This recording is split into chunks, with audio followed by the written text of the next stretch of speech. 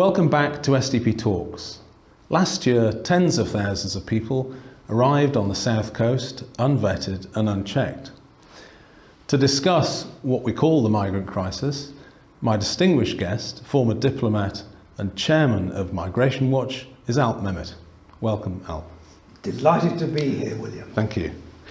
So, when a state loses control of its borders and people are dying in the sea, is it fair to call it a crisis? It's most certainly a crisis, but it's a crisis for two reasons. One, because of the speed with which it has grown. The numbers have grown. They've gone from under 2,000 in 2019 to 28,401 last year.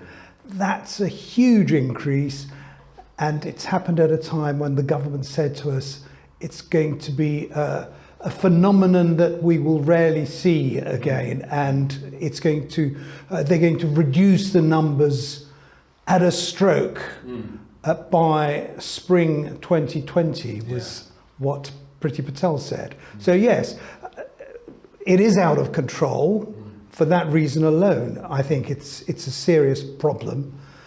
But apart from that, there are huge numbers waiting to come, willing to take the chance of crossing the channel and prepared to pay a lot of money for it, which is why the crooks, the criminal gangs, are really, who are making money hand over fist, are prepared to push it and drive it. And on the 28,000, those are the 28,000 we know about, right? I mean, when this figure is talked about, how do we know that that's it? I mean, what would you estimate the number exceeding that is?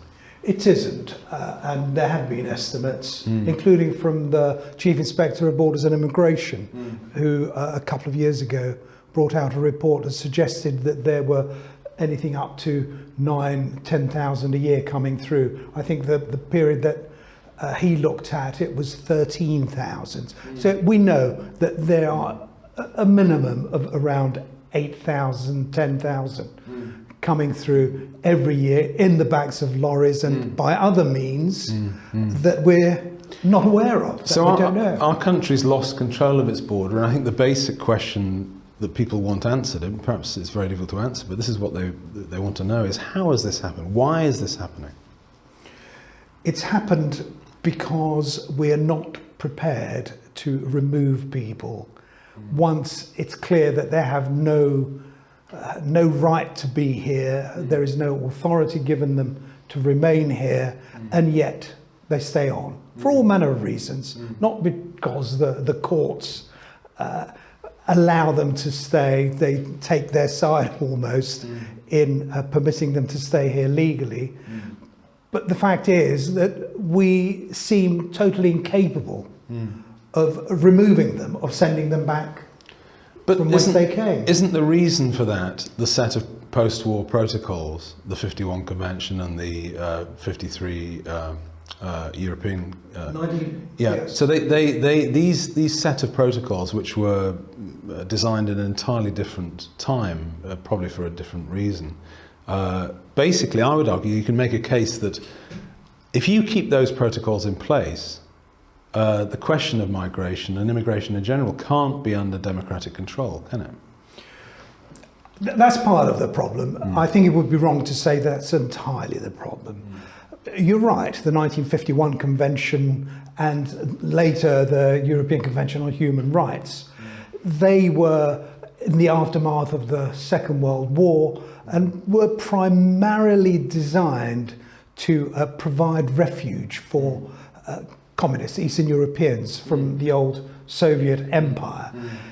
So yes, you need some more appropriate, if we're going to, and we should, of course, provide refuge for those who need it. We always have and we always shall.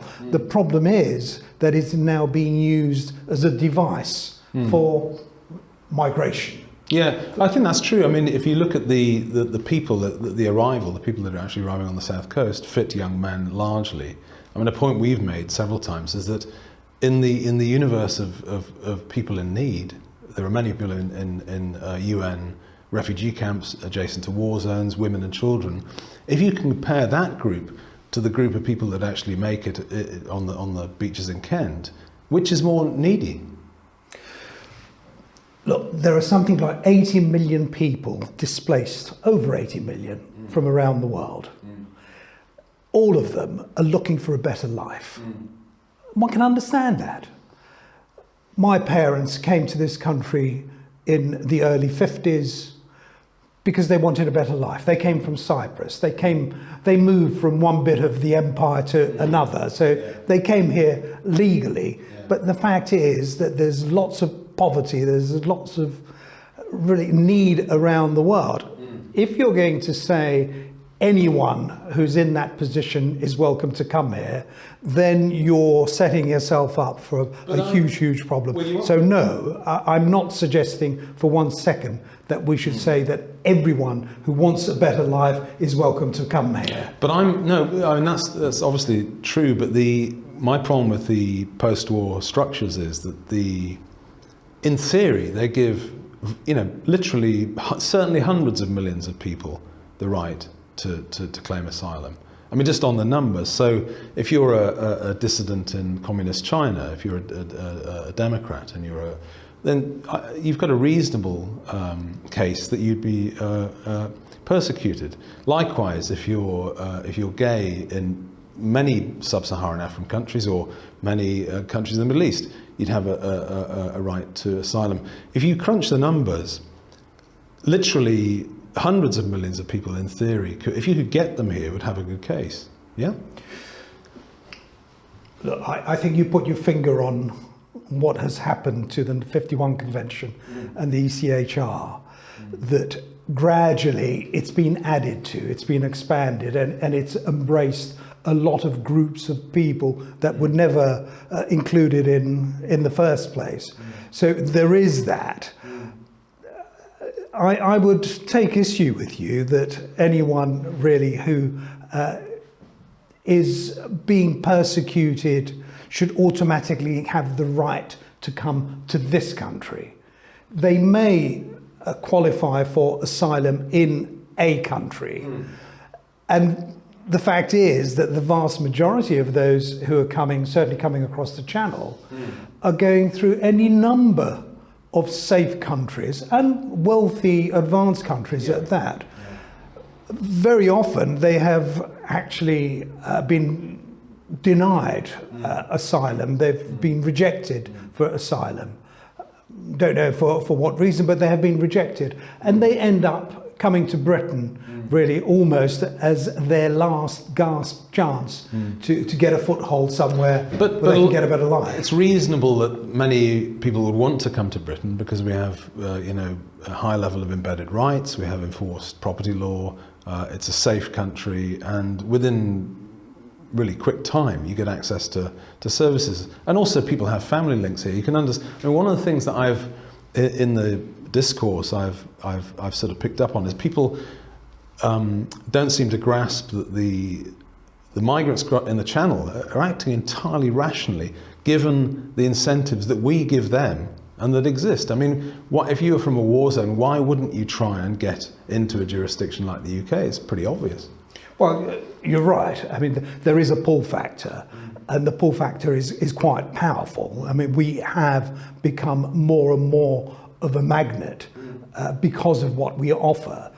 But the fact is that whether or not you qualify, you're not being removed, you're not being returned. And that is why the people smugglers are able to persuade people to hand over lots of dosh in order to get them here. Because there's a high chance, I think, how many people did, I think it's 6 or 7 people were removed last time. So your chances of staying, 5, okay. So your chances of staying are very, very high. So it's a good bet. And again, to get access to what I call the social wage, access to health services and housing and so on, and good employment prospects, it's a no-brainer. So I think the problem is on our side. If you're not happy with the Channel migrant crisis, we've got to change the offer. And I've been astonished how the government cannot see this until the offer is changed. I totally agree with you, Alp. I think that the numbers, if it's close to 30,000 this year, it'll be 50,000, or last year it'll be 50,000, this year it'll just go up. So the pressure's there. I think you have to change the offer. And I agree also that France is a safe country, so what we're dealing with, you might call it jurisdiction shopping. I think that's a fair, because it's, asylum shopping, jurisdiction shopping, sure. That's what it is. If you can't get a foothold in one place, you try another. You also mention the fact that they are attracted by the package that appears to be on offer, which is something that the French are criticising us for, of course, saying, no, you're far too lax, you make it far too easy for people to work in your black economy. And yes, to a certain extent, but we are a free country as well. I think that we shouldn't have to make ourselves into a nasty country simply to discourage people from coming here. Well, I'm glad you brought the French up, because again, it's something that slightly irritated me about the press coverage in this country and how the government is able to get off the hook. Because I don't believe that it's the responsibility of the French Republic to secure our borders. Do you agree? I think it's the responsibility of the French Republic to secure its own borders, bearing in mind where these people have come from. They haven't suddenly materialised on the northern shores of France. They've actually entered France, they've entered the EU.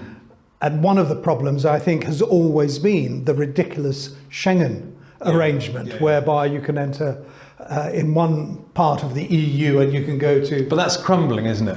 In reality, if you go to the Italian border. It's been crumbling for years, William, and somehow it manages to survive, as ever, because of the political drive in order to retain and sustain it. It continues. The French, I think, are now beginning to flex their muscles as to what really will happen, and I think that there may well be some realignment with regard to the thinking on the Schengen zone. But I don't think, you see, my point is that I think we can solve it if you have a government that is willing to do so. And again, you have a Conservative Party with an 80-seat majority, and who promised in the 2019 manifesto to have a secure border, to get the border under control, and they failed. And I think the reason that they failed is they don't really want to have a look at the fundamental thing, which, as you say, is the post-war protocols, and then they've got to change the prospects that someone entering illegally stays. I mean, that's as simple as it gets. I think our policy is to deny anyone who has arrived unsolicited and unchecked. So we get control of the asylum system. There are plenty of very deserving people in migrant camps around the world that we could vet and check. We do bring them in. We do, and we have done in their thousands. The fact is that there are so many people, really, who sometimes, very often, in fact, come in legally and then overstay. Then they claim asylum. They're denied asylum, and we never remove them. Really, there's a package needed here. There are all sorts of things that need to be done if we're going to stem the tide of illegals crossing the channel, but also to bring down immigration in the way that we do have to. It's a problem that we need to address. The points-based system, frankly, was a disaster as far as I'm concerned, because it was watered down to such an extent that it was, in effect, reverting to free movement because of the qualification levels, the income earnings levels all being brought down, employees in this country not having to look locally. You know, all these things happened. All that does is draw people in legally, if you like. Those who arrive in that fashion or come in for a short stay, a few-week holiday, come in for temporary business purposes, and then decide, actually, I like it here, I'm not going to leave, they are then somehow permitted to stay in this country, and having stayed, the moment they are identified as having no leave to be here, they say, okay, I claim asylum because I'm going to be persecuted. Yeah, when I go back to my country. And they may be able to assemble a reasonable case given the protocols and given the broader legal framework. But my point, just to get back to this incentives point on the channel thing, because I think we can solve this if we want to. And we left the EU. We're an independent sovereign state. Australia solved this with the Tampere. The history is there. People say you can't do it. I think you can do it. You have to have a system where literally an unsolicited claim, if people just rock up in that way, is denied. And if you can't deport people immediately, you process them offshore, you detain them offshore. Our policy is within a British overseas territory, because again, the stuff that's written in the press is, we'll use Albania, or no. If you use another state, I know the Australians use PNG, but if you use another state, you're at the behest of that other state. And I would put this entirely on the British government and say there are plenty of areas, overseas islands and territories. If you were determined, you could you could detain people until their return to the place of origin, and they could do it if they want to do it. My point is they don't want to do it. There's certainly no great desire to control immigration. We know that the Prime Minister, from his days when he was Mayor of London, that he's not exactly open borders, but he is someone who believes in mass immigration. He thinks it's a good thing. Let them all come. So there isn't the will there, certainly. However, I think there is more to it, frankly, if I may disagree with you, than actually sending them off to, Tristan da Cunha or whatever. Ascension or South Ascension Georgia. Island. I mean, there are places. Of course, although they are protectorates, they do actually also have a say in what happens on their territory. And as a diplomat, you have. Yes.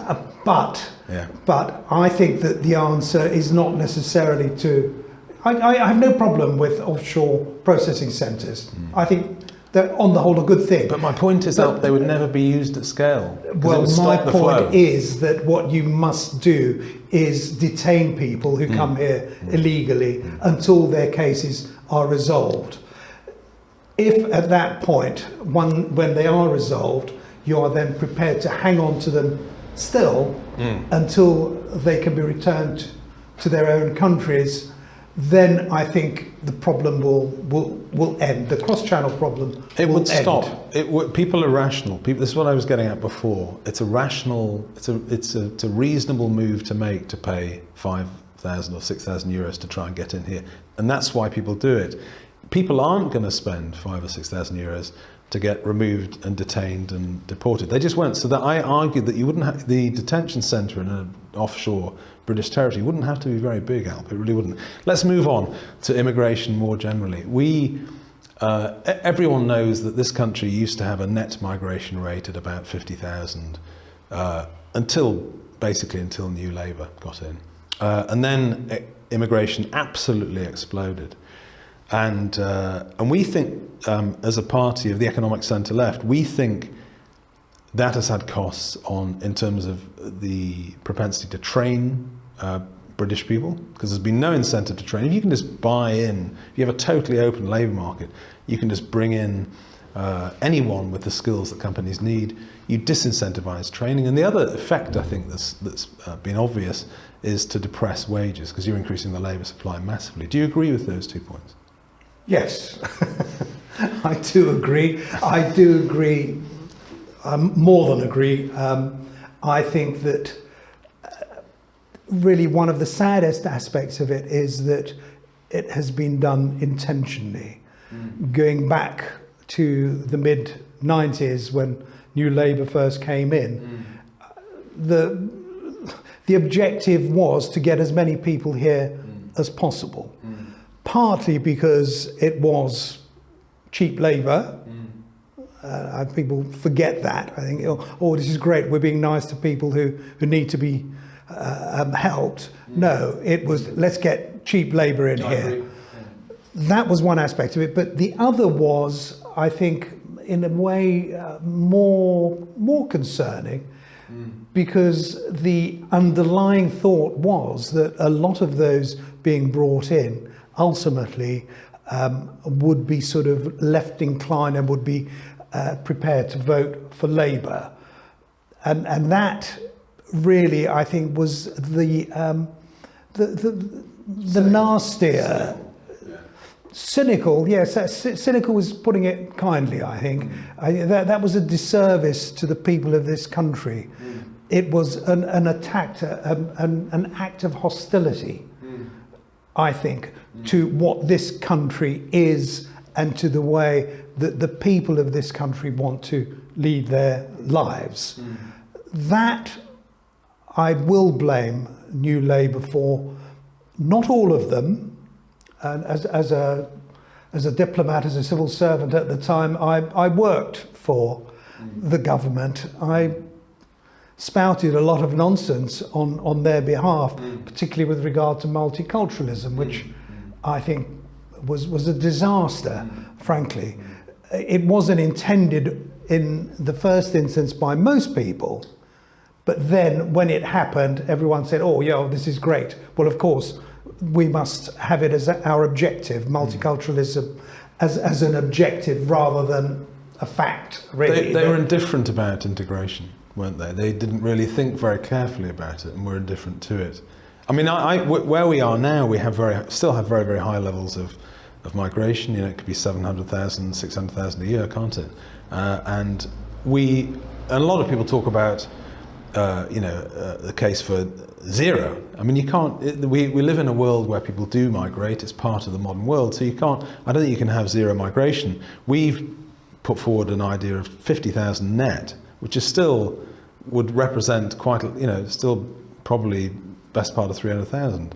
I don't think you can. I think there's a good case, and I've argued for it in the past for a sort of mass immigration pause. You've had many, many years, best part of 20 years, of very, very high levels of immigration, which has put, as MigrationWatch has said, has put pressure on health and housing and other services. Despite the problems in the labour market, which I've mentioned. And I think there's a good case for a multi-year, probably a multi-decade mass immigration pause, but I don't think you can get from very high levels to nothing overnight. Do you agree? I do, yeah. You have to be realistic and sensible about it. And MigrationWatch has never argued for zero net migration. There is a case, of course, for perhaps saying not zero, but not very much for a period. But then actually have the people coming in that we need, by and large. There will always be young people marrying, there will be students who come here, not all of them, as is the case now, but some will be allowed to stay. At the moment, I mean, that's one area which this government has made much looser. For example, that anyone who completes the course of study here at university is allowed to stay for 2 years to do any job, yes. Frankly. Stacking shelves or sweeping the road or whatever. Not that they're not very important jobs, I hasten to add. The fact is that I think that what happened over the last 20 years, 300,000 foreign net migration. So 300,000 net, those who come from overseas minus those foreigners who leave, we've had around 300,000 net a year. That's not net migration. That is net foreign migration, just to be clear on that. That has added a huge amount to our population. And you touched on the pressures this brings. Housing, the NHS, the roads, dare I say. That's what a massive population really brings. But the other thing that is also difficult because of this sort of massive immigration is the fact that it's impossible to integrate people.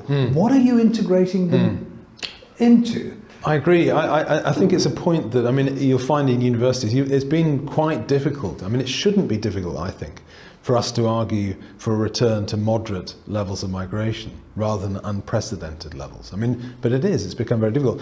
At university campuses, there are so many open border zealots, as we call them, that just haven't thought through what they're actually arguing for. Some academics, I mean, you could understand the odd undergraduate, but some academics have argued for pretty much complete open borders. Now, given global demographic change, simply, there is a cultural sovereignty argument. Your society just would not, our way of life wouldn't survive complete open borders, and I'm astonished people can argue it.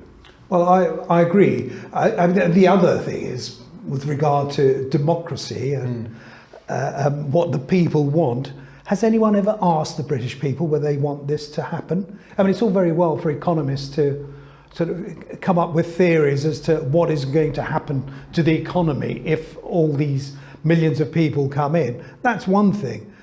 But if we're talking about a country which is a great deal more, about a great deal more than just the economy and money, it's what people want, it's what they believe in, it's what they have been brought up to be a part of. That is what's being attacked. It's that Britishness, that feeling, and it's no good saying, yeah, but Britishness is, all it is, it's about values this and values that. No, universal values can be identified in any civilized country, frankly. That is not what being British is about. Britishness and being British is about your culture, your history, really what it is that you can all buy into. You have to, you quite, I mean, people don't talk, again, very, very few politicians talk about this, but you can't arrive in a country and integrate properly unless there's, as you say, there's something there, some cultural tone, some way of life that you can say, I want to be part of this and I'll get into it. If you don't set that, if you're totally indifferent to that, there's nothing for people to integrate into. Well, I agree. I came here as a foreigner, all right, a part of the British Empire, but different language, different religion, totally different social circumstances. I grew up here, I went to school here, I married here. I regard myself as almost a quintessential Brit.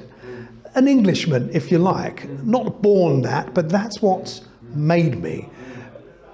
And I feel very strongly about the fact that, A, that sort of background is being denigrated by some. And secondly, there are those who are coming here who are actively being discouraged to buy into that sort of identity. Well, for me, integration is all about buying into what this country is, what this country offers. And I'm not suggesting that people should ignore, push to one side, forget who they are, where they're from. I don't. I'm a very proud Turkish Cypriot. Absolutely, I wouldn't want to deny that. My name is pretty obviously not Anglo-Saxon, English, whatever. That is part of me. But then what is also a part of all of us is what makes us into Brits, into the finished product. You, as William Clouston, how you came to be what you are and what you owe to your country for having become that. It's what you owe your country, really, that is being attacked. That sort of core identity of Britishness is really what is being attacked. And mass immigration lends itself to that. Well, let's hope we get the policy changes that we propose, and I think in the long run we must do. And I couldn't agree more with you. Thanks very much, Alp. My pleasure. It's been good talking. Thank you. Cheers. Thanks.